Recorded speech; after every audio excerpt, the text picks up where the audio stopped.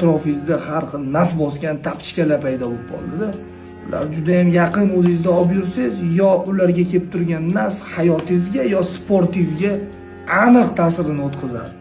Men sizga do'stim maslahatim bunaqa tapchikalarni atrofdan tozalash kerak. U tapchikalarning razmeri bo'lmaydi.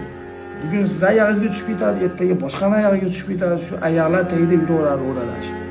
Haqiqiy dostoyniy aka-ukalar sizga bir boshingizga muammo tushib qolsa, sirazu bunga yaxshilik qilib qo'yay, ertaga chiqqandan keyin prosmotrlari bilan, reklamalarim bilan bundan men o'sha sarflagan pulimni chiqarib olaman deb qilingan yaxshilik bu bratskiy yaxshilik hisoblanmaydi. Bu haqiqiy kishkavata ertangi kuniga kishkasiga podgotovka qilgan, haqiqiy va shu kishkasiga povotini bergan kalamushlarning ishi bo'ladi. Do'stim, hali men sizga aytyapman, g'alabali kunlari juda ham ko'p. Hali dunyolarida katta arenalarda g'alaba qozonadi. Agar men Shahzodning o'rnida bo'lganimda, menga shunaqangi jon kuydirib video qilarmidi, qilmasmidi, menga vashshe bezardi. 20 yoshli bola ekan, necha ular? 2010 mi 20 yoshlilar nechinchi yil bo'ladi ular?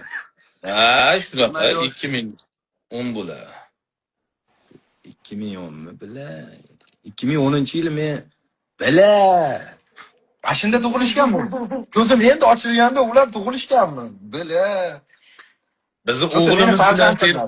Bizni o'g'limiz bilan tenagan jalab. 2010 bo'lsa, meni o'g'lim bilan, katta o'g'lim bilan tenagan. Raisboy urishsin deysan. Ne urishdi?